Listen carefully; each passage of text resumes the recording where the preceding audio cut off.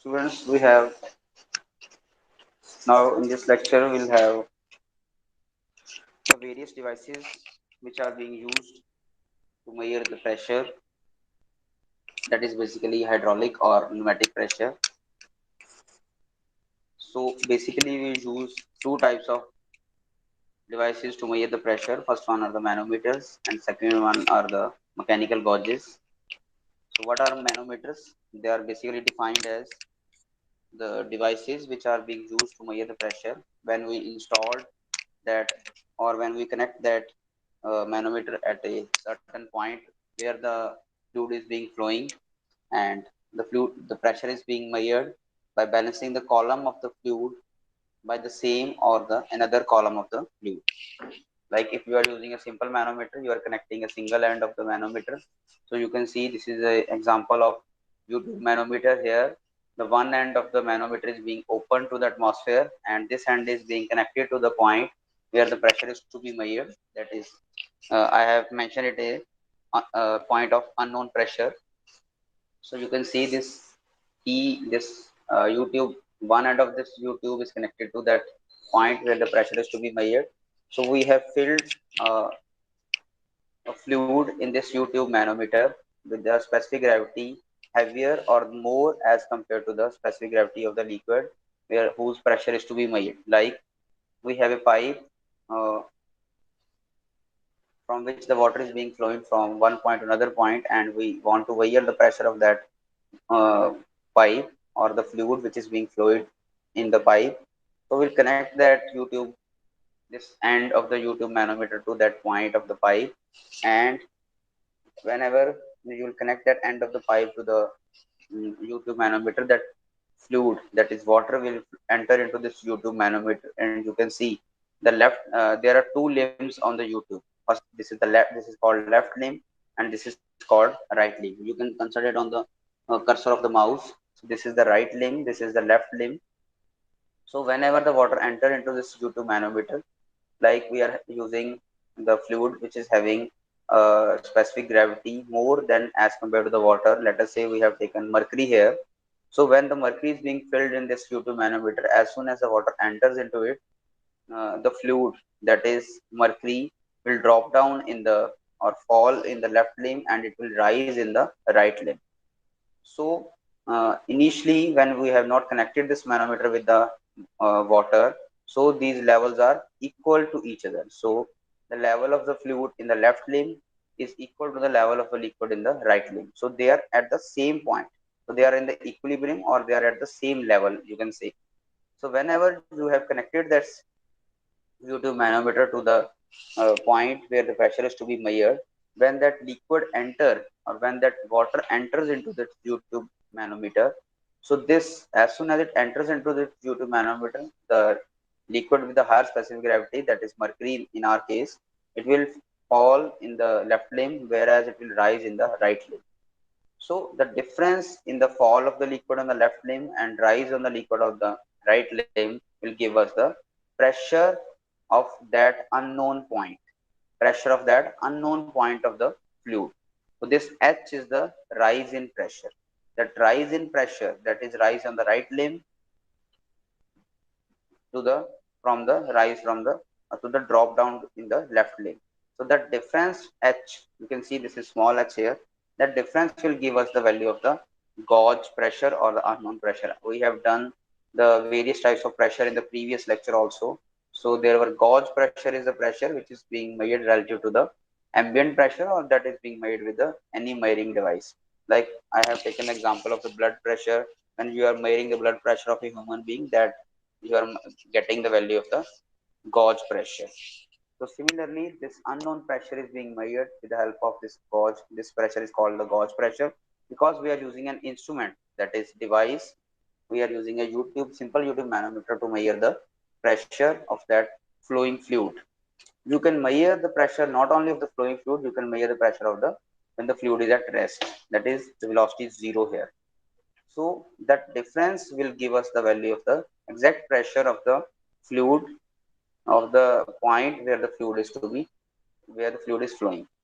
So this is the point of interest, that is unknown pressure which we want to measure with the help of the manometer. Basically, the manometers are classified into the two categories: simple manometers and differential manometers. We will do all kinds of manometers which are in our syllabus in the coming slides or in the coming lectures also. And second one are the mechanical gauges, which are the devices which are being used to measure the pressure with the help of the mechanical property, or they are mechanically designed and measure the pressure at the particular point of the flowing fluid. The fluid can be water or it can be air. That is, fluid can be liquid and air or the gas, because in the category of fluid we have liquid as well as gas or air. So collectively we will call it as a fluid. So mechanical gauges are basically the devices which are being used to measure the pressure by balancing the first column with the help of the spring or the dead weights. That is, springs or dead weights are being installed in the mechanical gauges that compress or expand to measure the exact value of the pressure in the flowing fluid. Like I have taken, we having four kinds of mechanical gauges in our syllabus. That is simple mechanical gauges, differential mechanical gauges, and differential mechanical gauges. So third one are the dead weight pressure gauges, and last one are the bellow type pressure gauges, which we will study in our syllabus. So all these types of mechanical gauges which are being used to measure the pressure are having spring or dead weight arranged here in your tube of your vehicle. Then they will firstly measure the what is the actual pressure level, that is whether the pressure level is below or higher the specified or the desired value. That is, if you want that in your Activa or in your two wheeler in your bike, if you are having a 35 psi at the rear wheel and 32 psi in the front wheel, so the instrument which is being used to measure the uh, pressure at the appropriate point or the appropriate pressure at the of the compressed air in the tube of your tire, then that value which is being measured by the mechanic by using a gauge is called a Borden gauge. You always go to a repair shop on the cycle repair shop, and use a he always use a Borden type gauge to measure the value. Let us say the Borden mechanical gauge is giving the value of 20 psi in the rear wheel. So he say always say to you pressure is less at the desired as compared to the desired value. So as the desired value is 35 psi, but the Borden tube gauge is giving the value of 20 psi. So he will fill the compressed air in the form of nitrogen into your tube. So again he will check the desired value or the filled value. So whenever the value will reach at the 35 psi, he say that the accurate pressure is now achieved in the tire tube. So that instrument or that device which is being used by the mechanic to use to measure the exact value of the compressed air in your tube, that is called the Borden tube. So we'll study all these mechanical gauges in our according to our syllabus. So first we will study manometers, that is simple manometers and differential manometers, which are the basic two types of the manometers. Next we will study the mechanical gauges, which I have already told you. Four types of gauges are there in our syllabus. First one are the diaphragm, second Borden, third deadweight, and last one are the bellow type pressure gauges. So concentrating on the manometers again, so this is the simple type of manometer is being shown in the slide here. So you can see the P is the unknown pressure where the cursor mouse is here. So P naught is the ambient pressure, that is atmospheric pressure in the case of when, because the right limb of the UT manometer is open to the atmospheric air. So atmosphere is exerting the pressure on this side of the right limb of the UT manometer. Similarly, this atmospheric pressure is acting on ourselves also. On our body, that same atmospheric pressure is being uh, exerted by the air, that is 1.01 into 10 raised to 5 Pascal is the value, that is exact value of the atmospheric pressure. That rho is the fluid density, that is the reference fluid which is being used to measure the unknown pressure of the flowing fluid. G is the gravitational force, or you can say acceleration due to gravity. and H is the fluid column or the rise in the fluid, the difference in the rise in the fluid on the right limb as well as in the left limb. So this is basically the simple YouTube manometers. This is being used to measure the pressure at a point. So first one in the case of the simple manometer is the piezometer. So what is piezometer? Piezometer is basically a device in the L-shaped device where both the ends are open. So when we connect the lower end of the L shape to the point where the pressure is to be measured and one end is open to the atmosphere, then that rise on the liquid. This piezometer is basically an empty tube, whereas in the case of YouTube, you can see we have filled a reference fluid here. But in the case of the piezometer, it is basically empty tube. As soon as you connect that empty L-shaped tube to the point where the pressure is to be measured, the fluid will flow from the point where the pressure is to be measured into the piezometer. Then that rise in the liquid in the piezometer will give us the value of the exact pressure. So the height of liquid may be given as maybe taken as the pressure at the point where the pressure is to be measured. It is basically a L-shaped tube. So one end of that manometer is connected to the point where the pressure is to be measured, and other end is open to the atmosphere. Is it clear? So this is the with the help. Next is the YouTube. I have already discussed the YouTube manometer. And for measuring the vacuum pressure of the liquid under the vacuum, a YouTube manometer is being can also be used to measure the negative or the vacuum pressure also. Not only we can measure the atmospheric pressure or the pressure at the point where the liquid is flowing, we can also measure the negative or the vacuum pressure with the help of the YouTube manometer. Next are the differential manometers. We'll study the micrometers also in this chapter again, but firstly we'll focus on the differential manometer. So whenever we have studied the different types of pressures, so I have already told you there is a one type of pressure that is you can see in this slide also differential pressure. So what is the differential pressure? It is basically the difference of the pressure at the two points, whether they are lying in the same point of the pipe or whether they are lying in the different tubes or different pipes. Let us say the two pipes, the water is flowing from the two pipes. Let us say the two pipes are AB and CD, and the water is being flowing from point A to B as well as from C to D.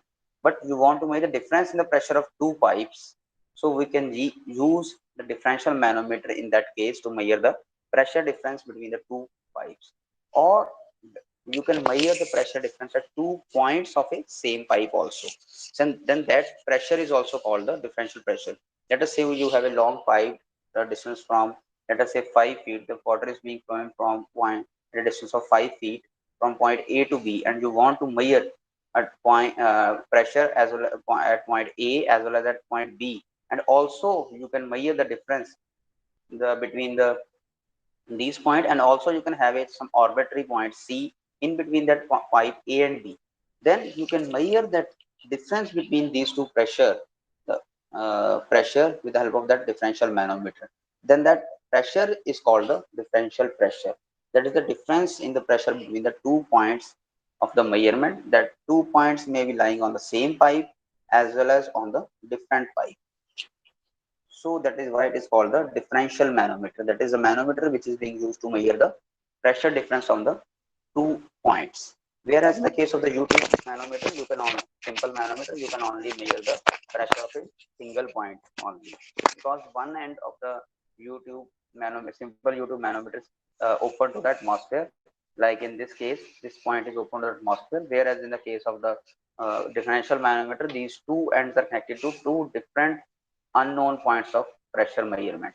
Here you can see in the simple YouTube manometer, first point is being connected to the unknown pressure and second is open to the atmosphere. Whereas in the case of the differential manometer, both these ends are being connected to the unknown pressure points. So this difference of height will not give the uh, pressure at single point only. It will that height in liquid or the rise in the liquid or the difference in the rise in the liquid of the two uh, different fluids with the having a different specific gravity will give us the value of the difference between the 2 points where these pipes are connected.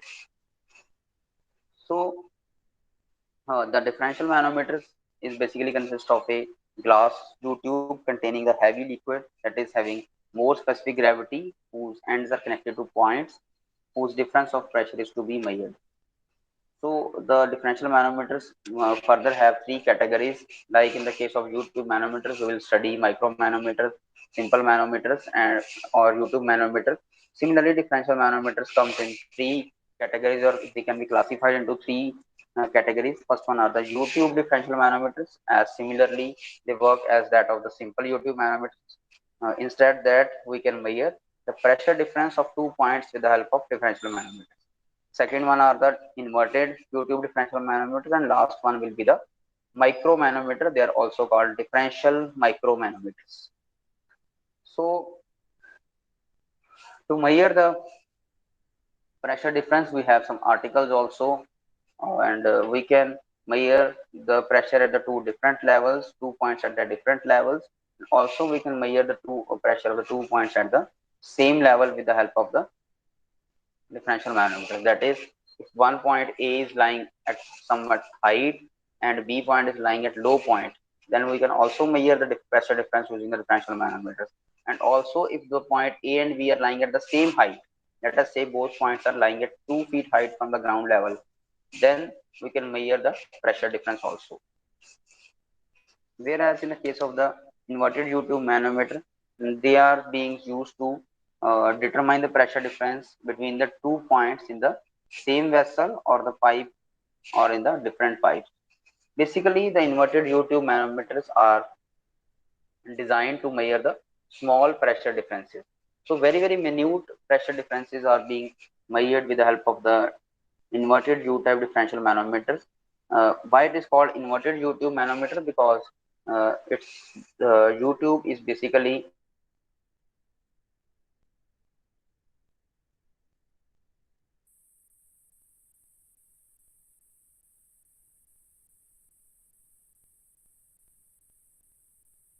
and the U-tube is connected to the points whose difference or the pressure difference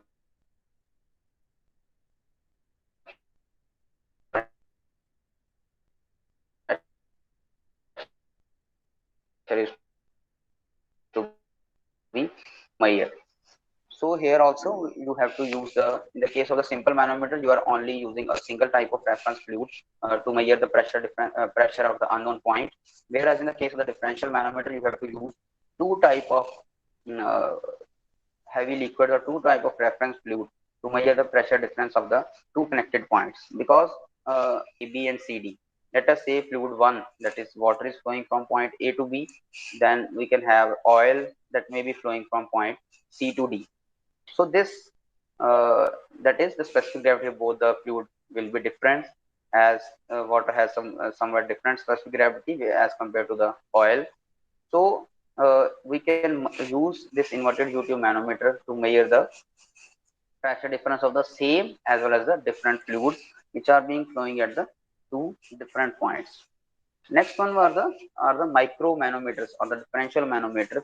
I am just introducing you these all types of micro manometers and manometers, but in the further details or in the further topics, I'll explain the derivations of all the manometers also, so that we can you can be familiar of how to calculate the pressure using these manometers. So basically, mathematically, you know in the ensuing slides also, where, but here in the today's lecture I am only introducing you various types of manometers and the mechanical gauges, how their principle works. But in the ensuing lectures or in the coming lectures, we will discuss all the derivations or the mathematical models, how we'll calculate the exactly how we will calculate the pressure. Because whenever you go to the industry and worker knows how to use that instrument, but basically engineers do not know how to use that or how to measure that using that manometer, using that device. So with the help of the mathematical model or with the help of mathematical equation, you can easily calculate the value of the pressure.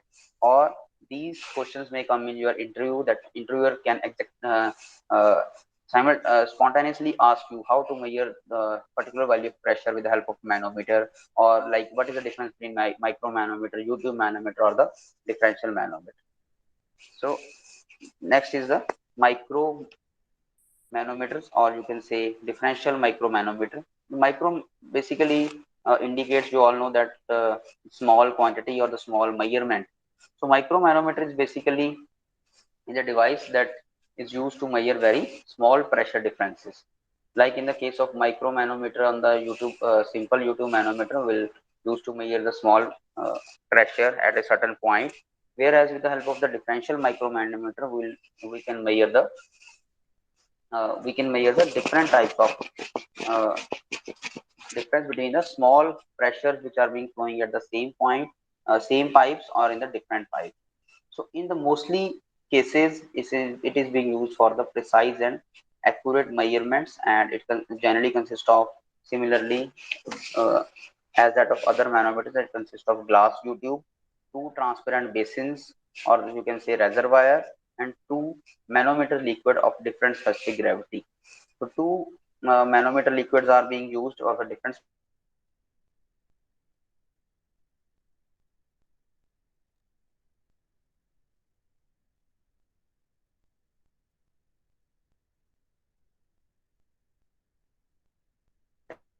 and the gravity is basically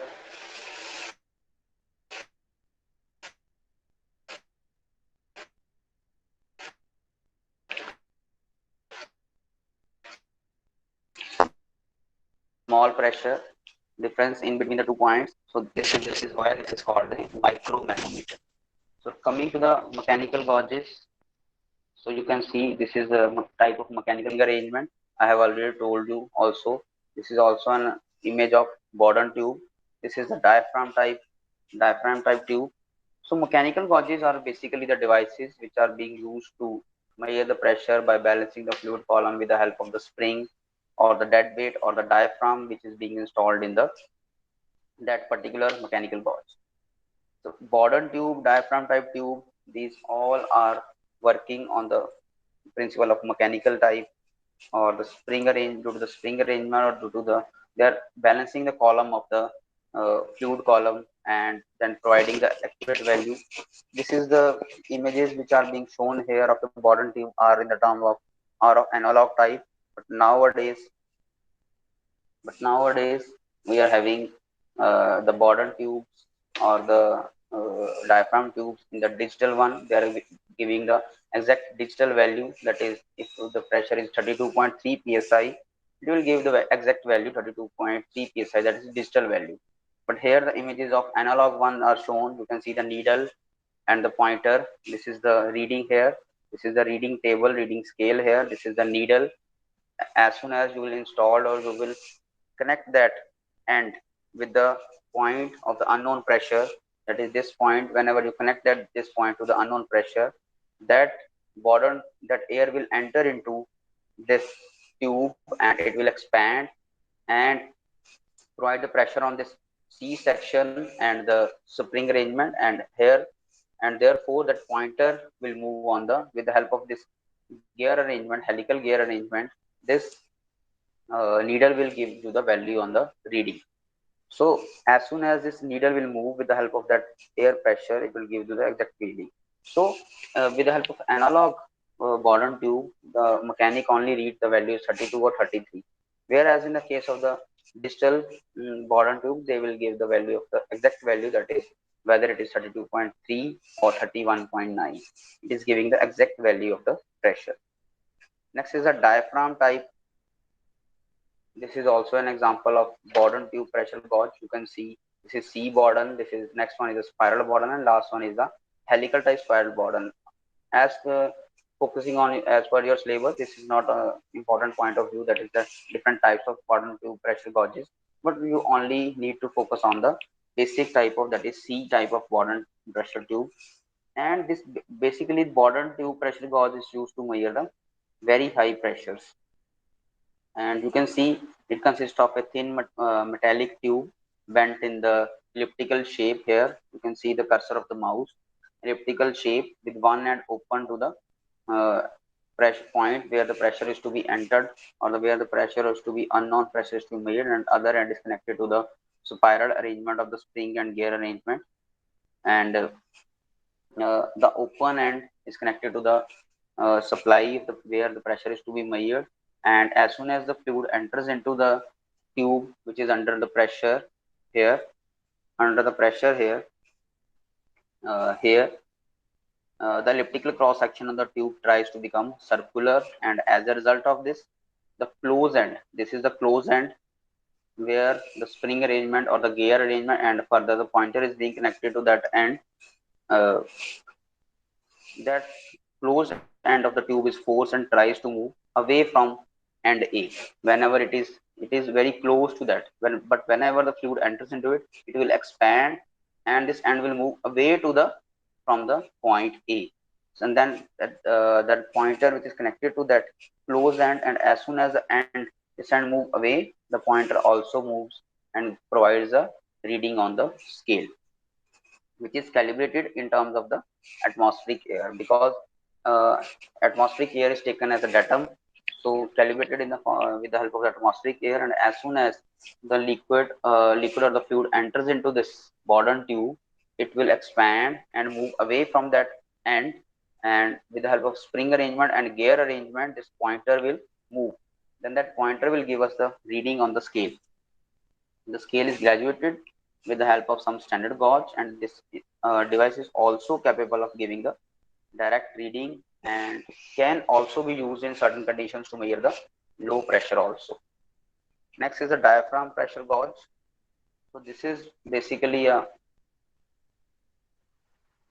this is the type of Bourdon tube. You can see this is the type of diaphragm type. So second type of mechanical device which is being used to measure the, so this is the basically 3D image. So this is the type of uh, wire diagram from where you can easily understand the working of the diaphragm type mechanical pressure gauge. So this is quite similar to the Bourdon tube pressure gauge, with the difference is that Bourdon tube is here being replaced with the help of the convex diaphragm. So that undergoes an elastic deformation. So we have a diaphragm. You all know where the diaphragm in the older, in the conventional BP measuring device, you can always see a diaphragm in the hand of a doctor. The doctor is measuring or increasing the pressure of the fluid whenever he's measuring the blood pressure of a patient. Then that instrument that is in the hand of the doctor, this is called diaphragm. In the similar way, we are having a diaphragm in the mechanical gauge. So in the previous one, where in the case of the Bourdon tube, we are having a Bourdon tube here, C-type Bourdon tube here. So that is why it is called a Bourdon tube gauge. The scientist who has invented it uh, was Bourdon. That is why its name is called a Bourdon tube pressure gauge. But here, as in the case of the diaphragm type pressure gauge, we have replaced that Bourdon with the diaphragm. So that is why it is called a diaphragm type pressure gauge. So this is why it is called a diaphragm pressure gauge. So basically the diaphragm is exposed to the fluid pressure, and the movement of this transmitted by similar arrangement, and it is works similarly as that of the Bourdon tube pressure gauge. And but in the case of the Bourdon tube, the pressure is being measured by expanding the Bourdon tube, whereas in the case of the diaphragm, the pressure is being measured as this diaphragm expand or contract. As soon as it will expand, it will provide the reading on the pointer. It will provide a reading on that pointer. You can see the image also. So as soon as this fluid pressure enters into this, the diaphragm will expand and give the value on the with the help of that pointer. So whereas in the case of the Bourdon tube, we have a Bourdon tube only, and the spring arrangement was there, but all the spring arrangement, gear arrangement are and Bourdon tubes are being replaced by diaphragm in the case of the diaphragm pressure gauge. Okay. So next type of mechanical gauge is that is dead weight pressure gauge. So this was the example of dead weight pressure gauge. I'll show you.